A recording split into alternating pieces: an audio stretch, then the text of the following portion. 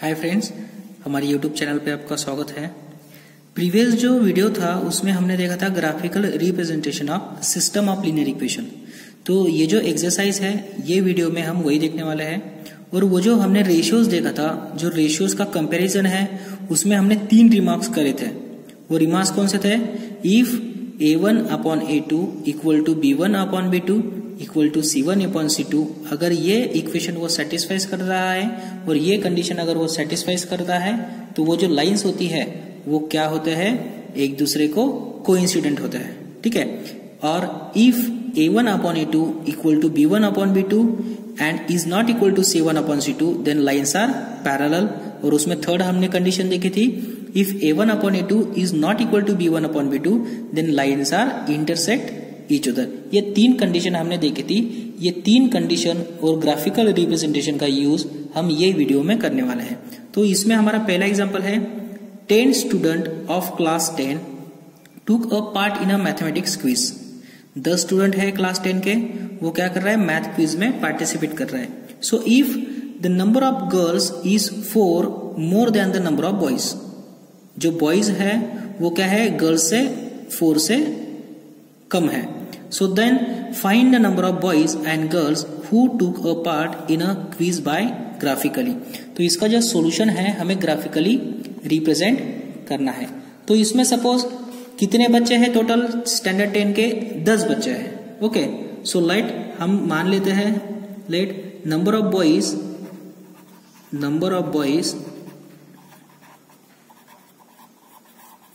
B x. हमने number of boys को x मान लिया एंड नंबर ऑफ गर्ल्स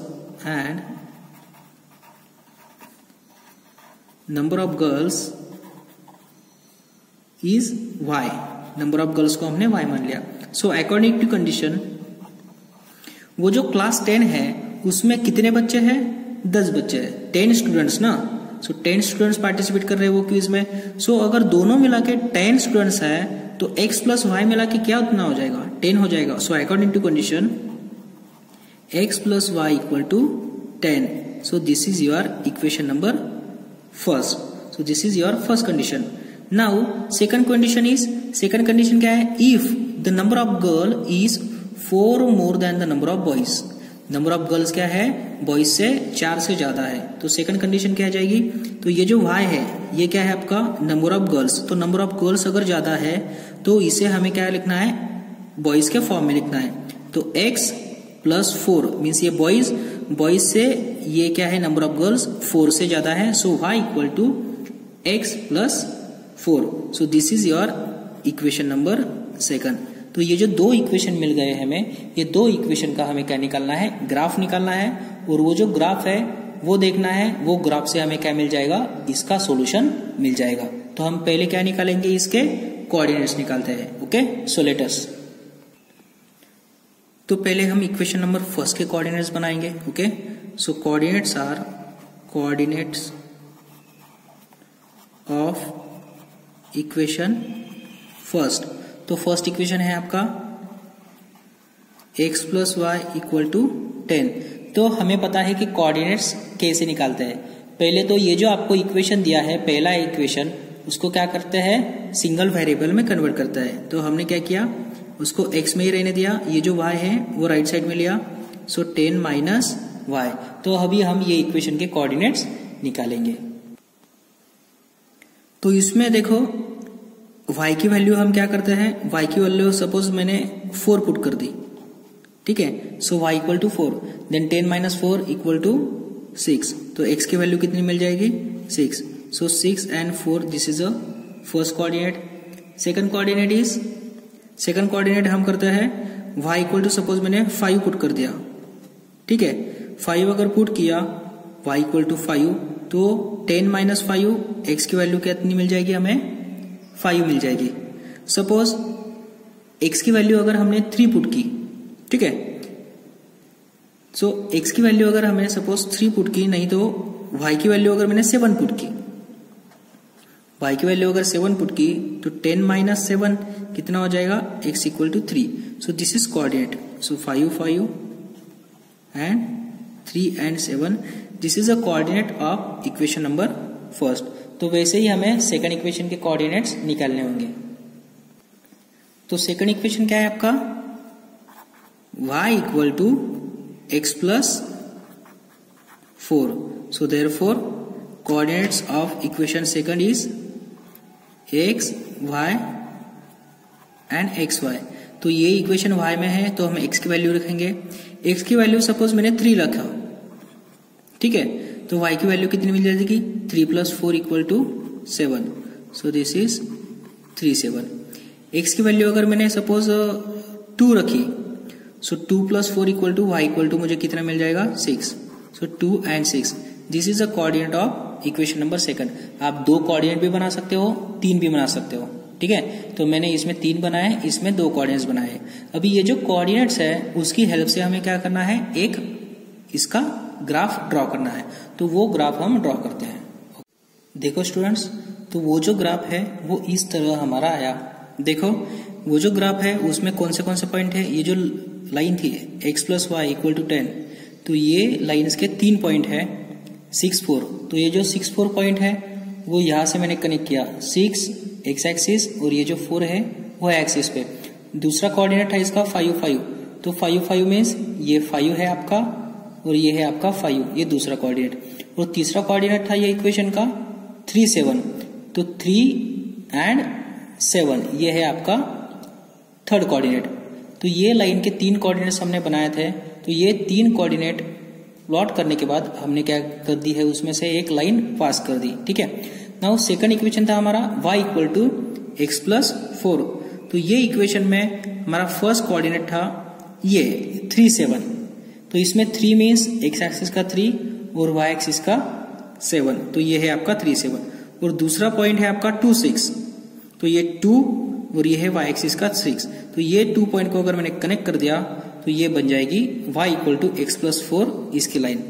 तो ये जो 2 लाइन है वो क्या कर रहे हैं, एक दूसरे को इंटरसेक्ट कर रहे हैं। ये सिंगल पॉइंट पे वो क्या कर रहा है, उसको इंटरसेक्ट कर रहे हैं। तो ये जो इंटरसेक्शन करने वाला पॉइंट है वही आपका क्या होगा, ये एग्जाम्पल का सॉल्यूशन होगा। So therefore line L1 and L2 intersect at a point 3, 7।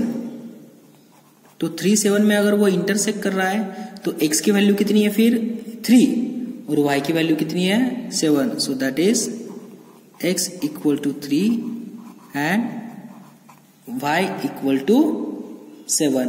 So therefore required number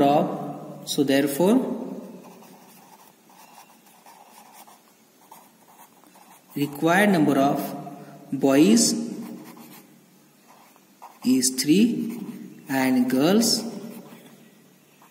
is 7। x = मैंने बॉयज मान लिया था, तो बॉयज कितने हैं 3 और गर्ल्स कितने हैं 7। तो 3 + 7 कितना हो गया 10। तो वही आपका स्टूडेंट है। टोटल नंबर ऑफ स्टूडेंट कितने थे 10। तो this is a graphical representation of this question. Okay, तो ये जो ग्राफ है इसमें ये जो इंटरसेक्शन करने वाला पॉइंट है वो होता है आपका सॉल्यूशन। तो ये है आपकी पहली कंडीशन जिसमें ये लाइन इंटरसेक्ट होती है। दूसरी कंडीशन लाइंस क्या होती है पैरेलल। तीसरी कंडीशन जो लाइंस होती है वो एक दूसरे पे क्या होती है कोइंसिडेंट। ये इस एग्जांपल में लाइंस क्या है इंटरसेक्ट कर रही है। तो ये जो पॉइंट है उसमें एक पॉइंट में वो इंटरसेक्ट करती है। तो ये जो लाइन है और ये जो सिस्टम है इसको कितने सॉल्यूशन होंगे, सिर्फ only 1 solution. Okay, so now come to the next example. तो आपका सेकंड एग्जांपल है on comparing the ratios A1/A2, B1/B2 and C1/C2 find out whether the line representing the following pair of linear equation intersect at a point or parallel और coincident. तो ये जो example है इसमें आपको क्या करना है A1/A2, B1/B2 और C1/C2 के रेशियोज फाइंड करने हैं। और वो रेशियोज आपको क्या करना है standard system of linear equation से कंपेयर करने हैं और गेस करना है कि वो जो लाइंस है वो पैरेलल्स है, इंटरसेक्ट है और कोइंसिडेंट है। ओके, जैसे हमने प्रीवियस वीडियो में देखा था उसके कुछ रिमार्क देखे थे, उसी रिमार्क पे क्या है ये क्वेश्चन बेस्ड है। तो उसमें आपका पहला क्वेश्चन है sub question 5x minus 4y plus 8 equal to 0 and 7x plus 6y minus 9 equal to 0। ये आपको एक सिस्टम दी है, तो ये सिस्टम पैरेलल है, इंटरसेक्ट है या कोइंसिडेंट है, ये हमें निकालनी है। सो देयरफॉर इसको क्या करना पड़ेगा, आपको कंपेयर करना पड़ेगा स्टैंडर्ड इक्वेशन से। Okay, so comparing the equation, so given equation can compare with, so given equation can compare with a1x plus b1y plus c1 equal to 0 and a2x plus b2y plus c2 equal to 0. So here a1 upon a2 equal to, तो देखो इसमें a1 की value कितनी है 5 और a2 की value कितनी है 7। देखो a1x प्लस b1y, तो ये इक्वेशन इसके साथ कंपेयर करना है और ये जो इक्वेशन है वो इसके साथ कंपेयर करना है। तो इसमें a1 की वैल्यू क्या है, x का coefficient, so this is your 5। So 5 upon, और a2 की वैल्यू ये है आपकी 7, सो 5 upon 7 and b1 upon b2 कितना है, अभी ये b1 मीन्स y का coefficient, therefore so b1 equal to this minus 4 and b2 equal to plus 6 with sign. ठीक है, तो इसको अगर हमने रिड्यूस किया तो इसको रिड्यूस करने के बाद कितना आता है माइनस 2 अपॉन 3। सो a1 अपॉन a2 और b1 अपॉन b2 की वैल्यू हमने निकाल ली and c1 upon c2, c1 की वैल्यू कितनी है 8 और c2 की वैल्यू माइनस 9। तो देखो फ्रेंड्स, ये इक्वेशन में क्या मिल रहा है हमें, implies that a1 upon a2 is not equal to b1 upon b2। a1 upon a2 is not equal to b1 upon b2। ये a1 अपॉन a2 इसका रेशियो और b1 अपॉन b2 इसका रेशियो सेम है क्या, नहीं है। तो अगर इसका रेशियो अगर इक्वल नहीं है, so therefore this is your remark, so a1 upon a2 is not equal to b1 upon b2। अगर ये कंडीशन वो सेटिस्फाइज कर रहा है, इसका मतलब क्या है, so implies that the two lines intersect each other, two lines intersect each other at only one point.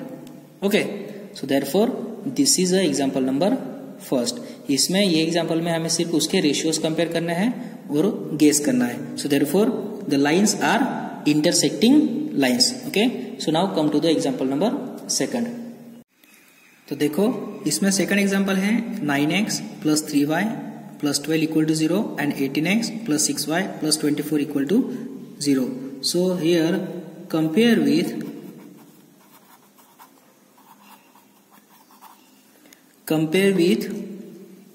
a1x plus b1y plus c1 equal to 0 and a2x plus b2y plus c2 equal to 0. So here a1 upon a2 equal to, तो a1 means x का coefficient, तो ये है आपका a1, a2 means 18। ठीक है, so 9 upon 18, so 9 upon 18 means 1/2 and 3 upon 6 b1 upon b2, so b1 की value कितनी है 3, b2 की 6, so 3 upon 6 equal to again 1/2 and c1 upon c2, c1 upon c2, c1 की वैल्यू 12, c2 की 24, so 12 upon 24 is again 1 upon 2। So implies that a1 upon a2 equal to b1 upon b2 equal to c1 upon c2 equal to 1/2। तो ये अगर तीनों के ratio अगर equal है, so implies that lines are coincident okay, lines अगर एक दूसरे को कोइंसिडेंट है, so therefore it has infinitely many solution.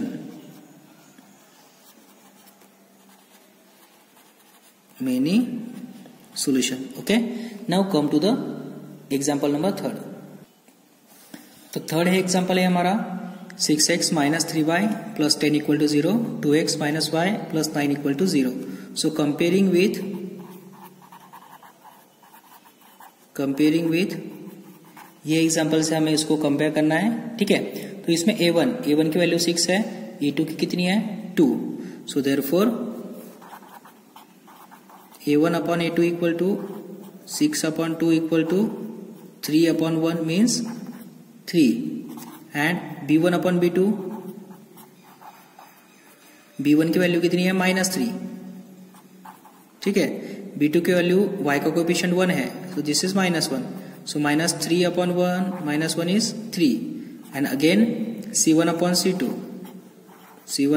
is nothing but 10 upon 9, so implies that here a1 upon a2 equal to b1 upon b2 but not equal to c1 upon c2. a1 upon a2 और b1 upon b2 इसका ratio same है, but वो दोनों का ratio c1 upon c2 से same नहीं है। अगर ये कंडीशन वो सेटिस्फाइज कर रहा है, सो देयरफॉर इसका मीनिंग क्या हुआ, implies that lines are parallel to each other. So this is your example number 2. So now come to the example number 3. तो हमारा क्वेश्चन नंबर 3 है, on comparing the ratios a1 upon a2, b1 upon b2 and c1 upon c2, find out whether the following pair of linear equation are consistent or inconsistent. तो ये जो आपको linear equation दिया जाएगा वो consistent है या इनकंसिस्टेंट है, ये हमें बताना है। तो उसमें हमारा पहला क्वेश्चन है क्वेश्चन नंबर 1. तो डियर स्टूडेंट्स, हमें पता है कि सिस्टम कंसिस्टेंट कब होती है। सिस्टम कंसिस्टेंट होती है जब उसको एटलीस्ट 1 सोल्यूशन आए, तभी सिस्टम क्या होती है, कंसिस्टेंट। अदरवाइज सिस्टम क्या होती है, इनकंसिस्टेंट। और एटलीस्ट 1 सॉल्यूशन आने के लिए एक तो वो जो लाइंस हैं वो इंटरसेक्ट होनी चाहिए, एक तो वो लाइंस क्या होनी चाहिए, कोइंसिडेंट, तभी क्या होती है, system consistent. Otherwise system is inconsistent. तो उसमें हमारा पहला एग्जांपल है 3x plus 2y equal to 5 and 2x minus 3y equal to 7. So let हम ये जो सिस्टम है ये कंसिस्टेंट है या इनकंसिस्टेंट है, ये हमें चेक करना है। So therefore here a1 upon a2 equal to, यहाँ a1 की वैल्यू कितनी है 3, a2 कितना है आपका 2, so here a1 upon a2 equal to 3 upon 2, b1 upon b2 equal to, ये क्या है, b1 कितना है आपका 2 और b2 कितना है -3, सो 2 अपॉन -3. सो देयरफॉर ये जो हमने रेशियो निकाला है इसमें a1 a2 और b1 b2 ये क्या है, इक्वल नहीं है। So implies that a1 upon a2 is not equal to b1 upon b2. तो जब ये लाइंस ये इक्वेशन सेटिस्फाइज करती है, so implies that this line represent intersecting lines. So therefore lines intersect each other. अगर ये लाइन एक दूसरे को इंटरसेक्ट करते हैं, so implies that it has solution. It has solution. अगर ये जो सिस्टम है इसको अगर सॉल्यूशन है, so therefore system is consistent. So therefore system is consistent system. Okay, so this is your example number 1. So now ये example में second सब एग्जाम्पल है. Second example is 2x minus 3y equal to 8 and 4x minus 6y equal to 9. So in which here a1 upon a2 a1 की value कितनी है 2, a2 की value कितनी है 4, so a1 upon a2 is 2 upon 4, 2 upon 4 means 1 upon 2 and b1 upon b2, b1 upon b2 equal to b1 की value कितनी है -3 and b2 की वैल्यू कितनी है -6, सो -3 अपॉन -6 ये हो जाएगा आपका माइनस माइनस कैंसल, ये हो जाएगा आपका 1 अपॉन 2, ठीक है। And c1 upon c2, c1 upon c2 equal to 8 upon 9, so therefore implies that ये a1 upon a2, b1 upon b2, c1 upon c2 निकालने के बाद, so here a1 upon a2 equal to b1 upon b2, ये दोनों का ratio क्या है, same है, but it is not equal to c1 upon c2। तो ये अगर कंडीशन सेटिस्फाइज करती है तो ये जो सिस्टम ऑफ लीनियर इक्वेशन की जो लाइंस है वो क्या रिप्रेजेंट करती है, पैरेलल लाइंस रिप्रेजेंट करती है। तो ये जो इक्वेशन है वो क्या रिप्रेजेंट कर रहा है, हमारा parallel line. So implies that lines are parallel. तो लाइंस अगर पैरेलल है so therefore it has no solution. तो वो जो सिस्टम है उसको सॉल्यूशन नहीं है। अगर वो सिस्टम को सॉल्यूशन नहीं है so therefore system is inconsistent system, inconsistent system. Okay, so this is your example number 2. So now come to the sub example number 3. तो थर्ड एग्जाम्पल है हमारा 3/2x plus 5/3y equal to 7, 9x minus 10y equal to 14. So here a1 upon a2, a1 की value कितनी है 3/2, सो this is 3/2 upon a2 की value कितनी है 9. So therefore a2 में क्या है, डिनोमिनेटर प्रेजेंट नहीं है तो हम इसे 1 लिख सकते हैं. सो इम्प्लाइज दैट, सो ये जो 1 है वो यहां मल्टीप्लाई हो जाएगा ऊपर, सो 3 इंटू 1 इक्वल टू 3 अपॉन, और जो 2 है और जो 9 है वो मल्टीप्लाई हो जाएगा 9 into 2 18. So therefore 3/18 is nothing but 1/6 and b1 upon b2, b1 upon b2 equal to b1 की वैल्यू कितनी है 5/3. So this is 5/3 whole upon b2 की वैल्यू -10. सो -10 को हम कैसे लिख सकते हैं, अपॉन 1 में लिख सकते हैं. सो ये जो 1 और ये 5 ये मल्टीप्लाई हो जाएगा, 1 इंटू 5 ये कितना होता है 5 अपॉन 3 और -10 ये मल्टीप्लाई हो जाएगा, सो 3 into -10 -30. So it is nothing but -1/6. So here a1 upon a2 and b1 upon b2 ये क्या है, डिफरेंट है. अगर ये दोनों सेम आए तो ही c1 अपॉन c2 का रेशियो आपको चेक करना है, अदरवाइज नहीं. तो ये दोनों तो क्या है, ऑलरेडी डिफरेंस है. So therefore implies that a1 upon a2 is not equal to b1 upon b2. अगर ये कंडीशन ये सिस्टम सेटिस्फाइज कर रही है so implies that lines are intersect. Okay, lines क्या कर रही है, इंटरसेक्ट कर रही है. अगर लाइन्स अगर इंटरसेक्ट हो रही है so therefore it has one solution. So उसको एक सॉल्यूशन है. अगर वो सिस्टम को एटलीस्ट 1 सॉल्यूशन है so implies that system is consistent system. Okay, so now come to the example number 4.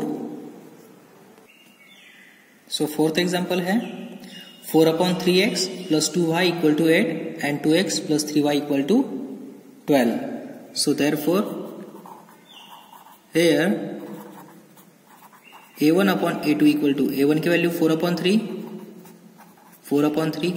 Whole upon a2 की वैल्यू कितनी है आपकी 2.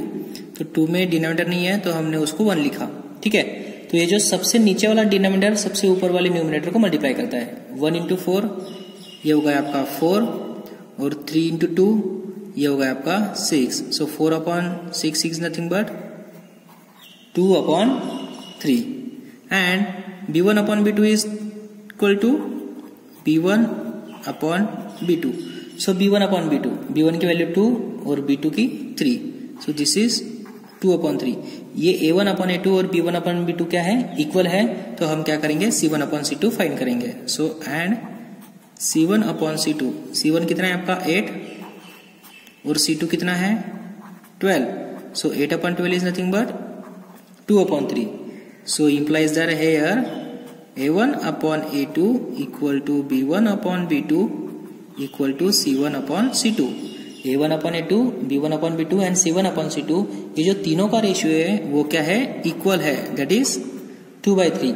अगर ये तीनों का रेशियो इक्वल है सो implies that lines are coincident। Okay, lines क्या है, एक दूसरे को कोइंसिडेंट है।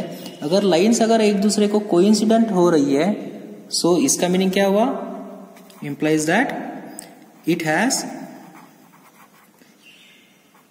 infinitely many solution,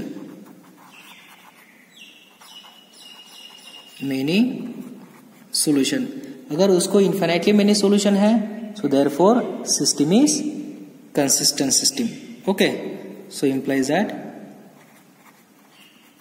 system is consistent। okay, so this is example number 4th।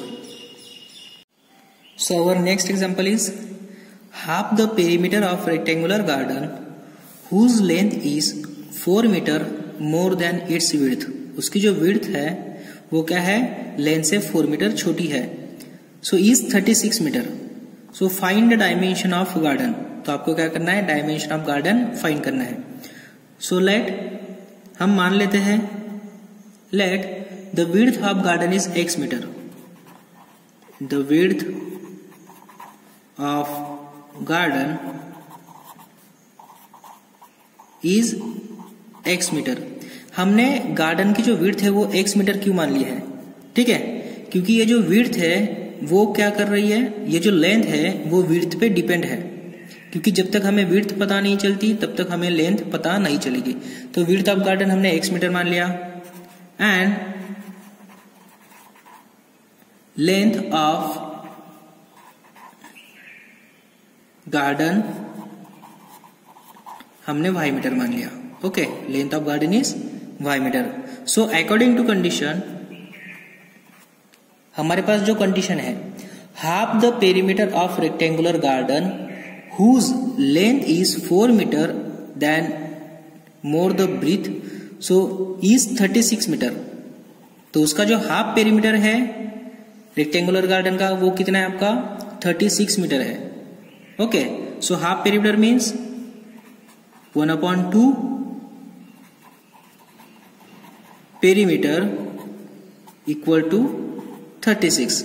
लेकिन perimeter of rectangular garden means 1/2 into perimeter of rectangular garden is nothing but 2 into x plus y equal to 36। so therefore 2 get cancelled, so implies that x plus y equal to 36। तो ये मिल गया आपका equation number first. Okay, so now second condition is whose length is 4 metre more than its width। उसकी जो width है उससे क्या है, उसकी लेंथ क्या है 4 मीटर ज्यादा है। सो देयरफॉर हमें अनदर इक्वेशन मिल जाएगा x plus 4 equal to y, क्योंकि y क्या है उसकी लेंथ क्या है 4 मीटर ज्यादा है ना विड्थ से। तो विड्थ अगर x है तो x में अगर मैंने 4 मिला दिया सो इक्वल टू y के इक्वल वो उसकी लेंथ हो जाएगी। So x plus 4 equal to y, ये आपको मिल गया सेकंड इक्वेशन। ठीक है, अभी हमें क्या करना है, इसके डायमेंशन ढूंढना है। तो डायमेंशन ढूंढने के लिए हमारे पास क्या है, ग्राफिकल मेथड है। तो ग्राफिकल मेथड से हम क्या करेंगे, ये इक्वेशन के डायमेंशन ढूंढेंगे। तो पहले हमें क्या करना होगा, ये जो दोनों इक्वेशन दिए हैं उसके हमें क्या निकालने होंगे, कोऑर्डिनेट्स निकालने होंगे। ठीक है, तो हम पहले इक्वेशन के उसके कोऑर्डिनेट्स निकलेंगे। ठीक है, so consider equation first.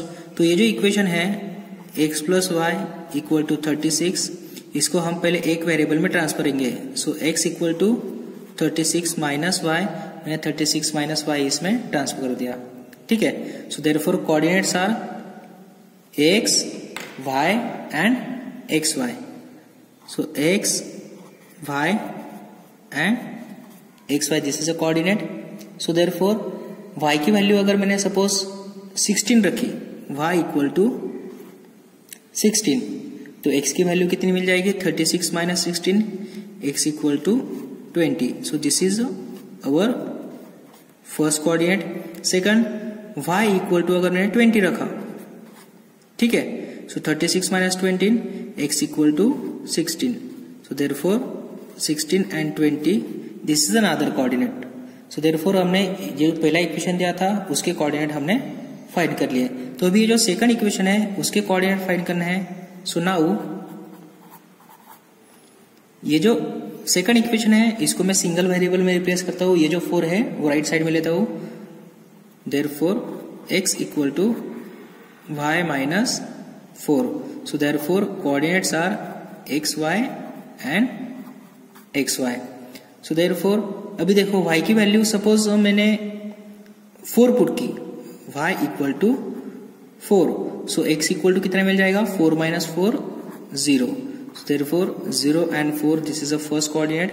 And second is जो y की वैल्यू है सपोज मैंने 8 पुट की, ठीक है, सो 8 माइनस 4, सो x की वैल्यू मुझे कितनी मिल जाएगी, 4 मिल जाएगी। So 4 and 8, this is a coordinate.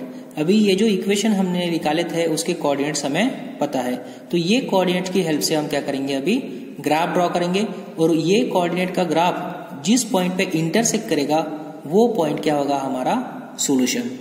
ठीक है, तो draw the graph of equation first and second. तो देखो स्टूडेंट्स, इस तरह वो जो प्रीवियस क्वेश्चन था उसका ग्राफ आता है। उसमें देखो x प्लस वाई, ये जो लाइन है उसके कोऑर्डिनेट्स हमने फाइंड किए थे 16 एंड 20। तो हमने ये जो ग्राफ बनाया है उसमें देखो ये जो 2 सेंटीमीटर का डिस्टेंस है वो मैंने 5 मीटर लिया है, ऑन x एक्सिस पे भी और y एक्सिस पे भी। ओके, तो scale equal to on x and y axis 2 centimetre equal to 5 metre. ये देखो 1 centimetre 1 centimetre, 2 centimetre equal to 5 metre मैंने लिया है। ठीक है, तो x प्लस वाई के कोऑर्डिनेट्स हमें पता है 16 एंड 20। तो 16 कहाँ है, ये 15 के आगे, ये 16 यहाँ, और 20 कहाँ है, ये y एक्सिस है 20। सो 16 and 20। Second is coordinate 20 and 60। So 20 is x axis 20 and 60 क्या है, ये है आपका 60। ओके, 16। सो देयरफॉर ये 20 एंड 16 ये सेकंड कोऑर्डिनेट। ये हो गई आपकी पहली लाइन की कोऑर्डिनेट। तो मैंने ये जो कोऑर्डिनेट है उसको ज्वाइन कर लिया और ये लाइन बन गई। So x plus 4 equal to y, ये जो सेकंड लाइन है उसके कोऑर्डिनेट क्या है, पहला कोऑर्डिनेट 0 और 4। तो 0 और 4, तो 0 क्या है x एक्सिस पे और y एक्सिस पे क्या है आपका 4, तो ये है उसका कोऑर्डिनेट। ठीक है, और दूसरा कोऑर्डिनेट 4 8। सो 4 का है आपका 5 के पहले यहाँ 4 और ये है आपका 8 कोऑर्डिनेट। ठीक है, 4 और 8। तो ये दो कोऑर्डिनेट मैंने क्या कर दिया, ऐसे लाइन वहां से उसमें से पास कर दी। तो ये है x plus 4 equal to y, उसकी लाइन। तो ये जो दोनों लाइन है वो देखो, ये जो एक पॉइंट है 16 एंड 20, ये पॉइंट को वो दोनों लाइन क्या कर रही है, इंटरसेक्ट कर रही है। तो ये जो कॉमन पॉइंट इंटरसेक्शन पॉइंट है उसे कहते हैं हम solution of this system. Okay, so therefore in which ये जो x कोऑर्डिनेट है ऑर्डिनेट उसे क्या है 16 और ये जो y ऑर्डिनेट है वो क्या है आपका 20।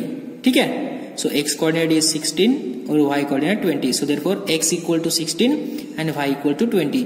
तो x हमने क्या मान लिया था, width of garden. So therefore width of garden is 16 metre and length of garden is 20 metre. So this is a dimension of rectangular garden. So therefore this is example number 4।